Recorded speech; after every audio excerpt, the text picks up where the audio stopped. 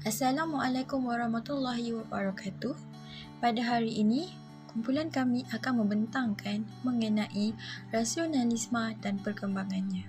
Saya Herina binti Hairahman dan ini merupakan ahli kumpulan kami. Antara objektif pembentangan ini ialah memahami definisi rasionalisme dan perkembangannya, mengenal pasti faktor perkembangan rasionalisme, mengenal pasti kesan daripada rasionalisme dalam kehidupan, menjelaskan cabaran masa kini dalam menghadapi rasionalisme, mengetahui contoh-contoh berkaitan rasionalisme, dan yang terakhir ialah menganalisis solusi mengenai rasionalisme. Fahaman rasionalisme merupakan fahaman yang menolak pengetahuan berdasarkan pengalaman atau pengamatan. Perkataan rasionalisme berasal dari bahasa Latin iaitu ratio yang membawa maksud hubungan atau fikiran. Dari segi istilah, berdasarkan rujukan Persuratan Melayu Dewan Bahasa dan Pustaka melalui Kamus Dewan Bahasa edisi keempat 2005, rasional membawa maksud alasan munasabah yang mendasari sesuatu tindakan, perbuatan atau pegangan dan berdasarkan pertimbangan atau fikiran wajar dan waras. Dalam sejarah tamadun manusia, rasionalisme sering dikaitkan sebagai falsafah yang berusul daripada Barat kerana kemunculan tokoh-tokoh yang berasal dari tamadun Greek era klasik. Ini adalah contoh ahli falsafah dari tamadun Greek iaitu Plato, merupakan pengasas akademik falsafah, pengarang karya Republik Negara harus diperintah oleh ilmuwan dan ahli falsafah. Seterusnya Aristoteles iaitu murid Plato, guru kepada Alexander the Great. Teori tentang kewujudan Tuhan sering dibualkan oleh pendukung rasionalisme kerana mereka merasakan perkara ini tidak dapat dirumuskan melalui sains dan matematik. Dalam Islam, terdapat pemikiran rasionalisme sendiri semenjak kewafatan baginda Nabi Muhammad SAW. Kemunculannya disebabkan oleh mazhab-mazhab bahasa lain dalam menterjemah ajaran Al-Quran.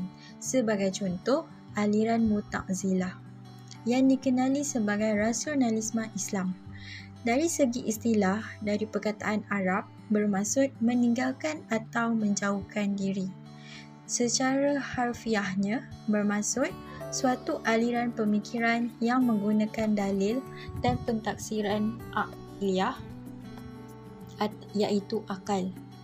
Aliran ini telah wujud seawal kurun kedua Hijrah, sekitar kurun ke-8 Masihi dan berkembang pesat sewaktu zaman Bani Abbasiyah. Assalamualaikum warahmatullahi wabarakatuh. Nama saya Muhammad Farhan bin Muhammad Fazil. Hari ini saya akan menerangkan sedikit sebanyak faktor-faktor perkembangan rasionalisme ini. Seperti yang kita tahu, fahaman rasionalisme ini semakin berleluasa di negara kita. Oleh itu, terdapat beberapa faktor seperti faktor dari segi pendidikan, agama dan sosial masyarakat. Dari segi pendidikan, fahaman rasionalisme ini telah memberi kesan kepada ilmu pengetahuan moden disebabkan kebanyakan ilmu-ilmu yang tidak dapat dilihat dan dirasa secara langsung. Contohnya seperti atom. Atom adalah zarah neutral yang terkecil bagi mikroorganisme. Ia tidak dapat dilihat dengan secara langsung. Namun, dengan pemikiran rasionalisme ini, mereka dapat meyakini bahawa kebenaran akal bukan pengalaman. Ianya memberikan kebebasan fikiran kepada pelajar dalam mengembangkan fikiran mereka untuk membangunkan sesuatu ilmu pengetahuan tanpa mengabaikan kenyataan di luar asal fikiran. Fahaman ini sangat sesuai dengan pengetahuan moden seperti matematik dan sains. Seterusnya, faktor dari segi agama, rasionalisme menganggap semua kepercayaan dengan akal tidak balas atau kepercayaan yang tidak masuk akal. Selain daripada pendidikan dan agama, sosial masyarakat juga menjadi faktor berkembang luasnya fahaman rasionalisme ini.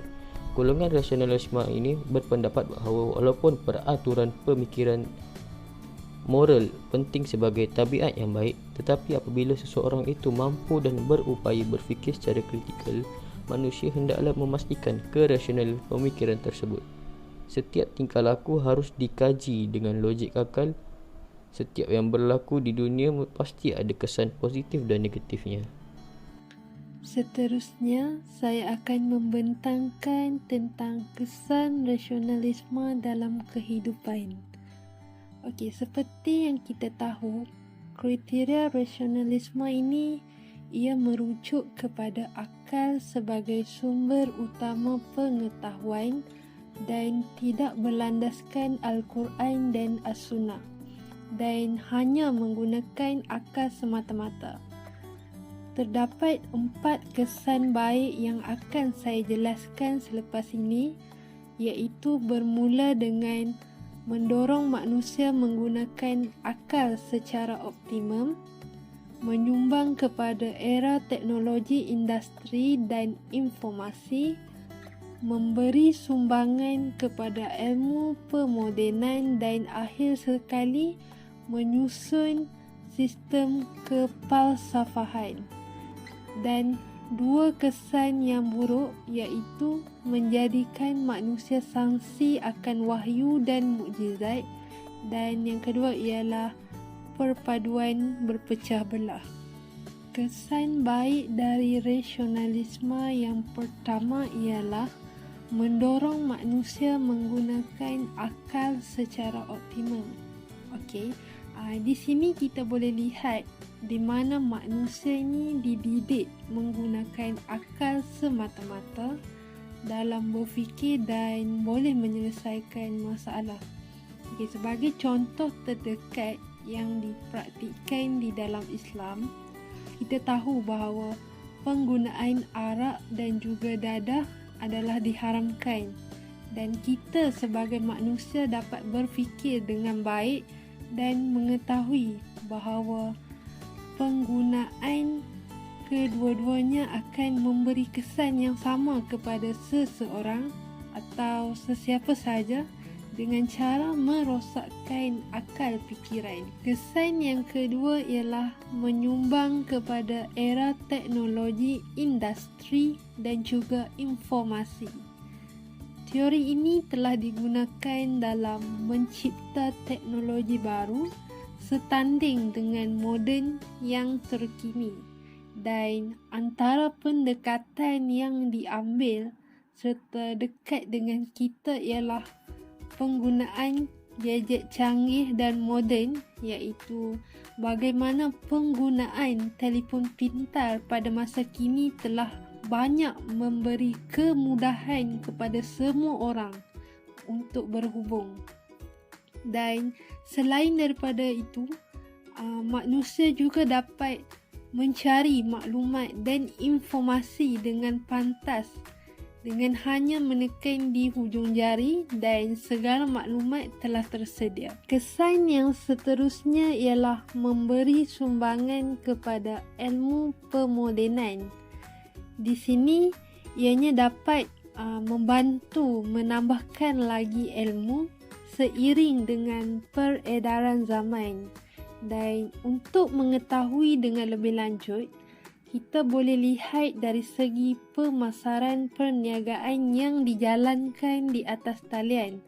Dan pada masa sekarang, manusia lebih terdedah dengan teknologi yang semakin canggih, menjadikan kita lebih mudah melihat pemasaran yang disiarkan dan diiklankan, tidak kira melalui televisyen ataupun internet.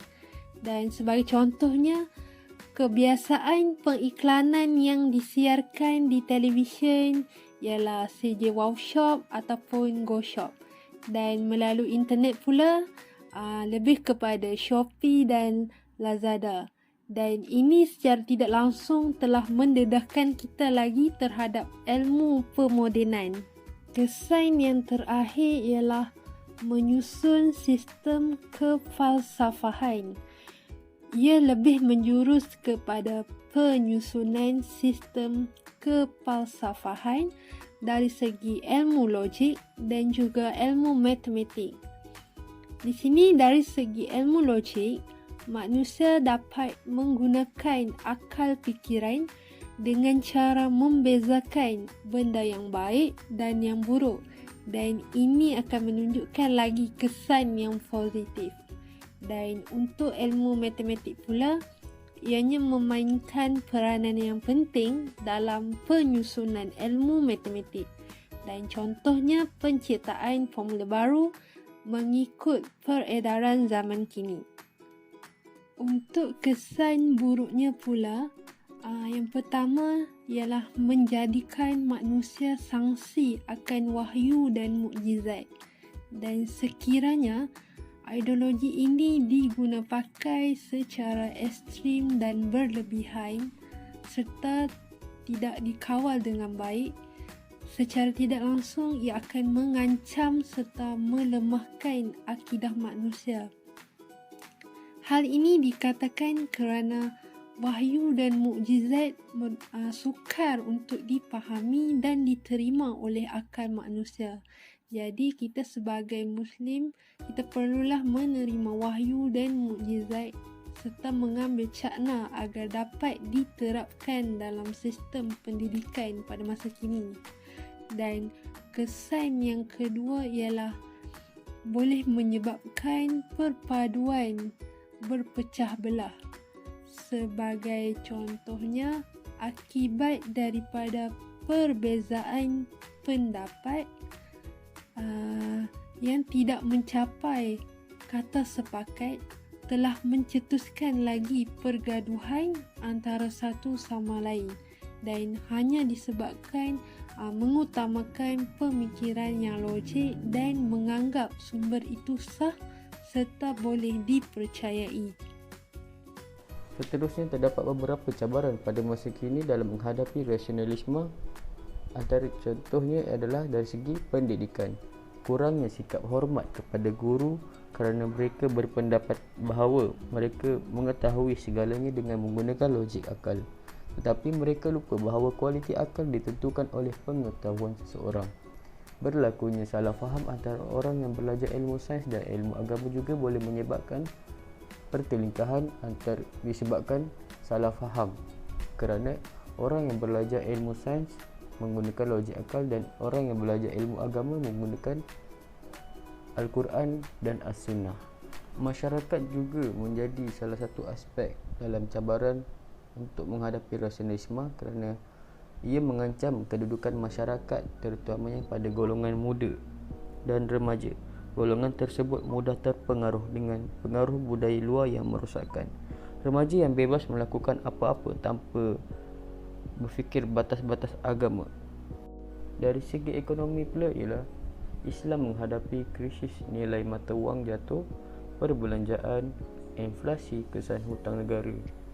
Ia boleh menyebabkan kadar tahap kemiskinan orang Melayu tinggi. Bagi mengelakkan cabaran tersebut, kita memerlukan budaya berfikir berdasarkan pandangan Islam dan selesaikan dengan baik untuk terus majukan budaya dan masyarakat kita. Assalamualaikum, nama saya Nur Anika Faiza binti Muhammad Azhar. Saya akan bentangkan contoh-contoh regionalism. Contoh yang paling jelas ialah pemahaman kita tentang logik dan matematik, iaitu penemuan-penemuan berkaitan kedua-dua bidang ini begitu pasti dan sahih. Dan kita tidak hanya melihatnya sebagai benar, malah kita melihatnya sebagai kebenaran yang tidak sahaja mustahil salahnya, malah bersifat universal atau sejagat. Seterusnya, bagaimana kita tahu adakah perbuatan beretika itu adalah betul? Nilai etika sesuatu tindakan boleh difahami hanya daripada perspektif rasional. Ianya mestilah logik dan boleh diterima akal manusia. Manusia tidak boleh membuat keputusan yang rasional tanpa maklumat yang diberikan melalui panca indera kita. Seterusnya ialah istilah-istilah rasionalism. Yang pertama adalah kepastian. Contohnya A lebih besar daripada B dan B lebih besar daripada C. Maka pasti A lebih besar daripada C. Sebagai contoh, pemenang dalam pertandingan pastinya mempunyai karya yang terbaik di antara yang terbaik. Yang kedua ialah pengeneralisasi. iaitu contoh yang disebut di atas sesuai dengan semua keadaan, masa dan tempat, bukan hanya sesuai untuk contoh-contoh tertentu sahaja. Contohnya, untuk mendapatkan duit, manusia harus bekerja keras. Yang ketiga ialah subjektif, iaitu semua kewujudan adalah subjektif. Contohnya, seorang penjahat akan dipenjara dan dihakimi secara hukum. Yang keempat ialah rumus matematik. Contohnya, jumlah sudut darjah dalam segitiga pasti 180 darjah walau apa jua segitiga sekalipun. Yang terakhir ialah rumus mantik. Contohnya seperti sesuatu yang menyeluruh pastinya lebih besar daripada cabang-cabangnya. Assalamualaikum warahmatullahi wabarakatuh. Saya Ani Sofia binti Zuhaini akan membentangkan tajuk solusi dan kesimpulan. Fahaman rasionalisme berpegang bahawa akal adalah kuasa tertinggi dalam mengenali hakikat sesuatu. Akal manusia mampu untuk mengetahui apa sahaja. Konsep utama yang menjadikan pegangan ini ialah kepercayaan terhadap kemampuan dan autoriti akal fikiran untuk menyingkap ilmu dan kebenaran. Rasionalisme mengukur bahawa daya intelek yang wujud secara semula jadi dalam diri manusia mampu mencari dan menanggapi kebenaran. Rasionalisme menganggap akal sebagai sumber tertinggi untuk mendapatkan kebenaran dan mencapai segala ilmu pengetahuan. Seperti mana yang kita sedia maklum, fahaman ini telah memberi banyak sumbangan kepada sejarah dan manusia secara keseluruhannya. Ia memberi jawapan kepada segala persoalan yang tidak dapat dijawab tanpa sebarang penjelasan. Sebagai contoh, penyelesaian masalah matematik. Penggunaan logik perlu digunapakai untuk menghubungkan informasi dan logik akal bagi menyelesaikan sesuatu masalah. Namun begitu, fahaman rasionalisme yang berasaskan nilai-nilai saintifik juga menolak wujudnya perkara gaib, sebagai contoh wahyu, mukjizat, kepercayaan kepada Tuhan atau perkara yang tidak dapat dilihat dan dijelaskan. Hal ini kerana ia dianggap tidak rasional. Rasionalisme adalah satu fahaman yang bahaya kepada iman seseorang Muslim yang lemah. Dengan itu, kita haruslah mengelakkan diri daripada pengaruh buruk fahaman rasionalisme. Umum mengetahui bahawa pemikiran manusia sangat terhad dan tidak mampu menjangkau kejadian masa depan dengan tepat. Oleh itu, kita perlulah dibimbing dengan ilmu bersifat tauhid.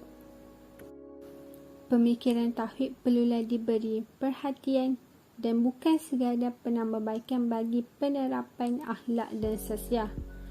Sebaliknya, ia perlu dijadikan teras sistem pendidikan di sekolah. Sekian, terima kasih.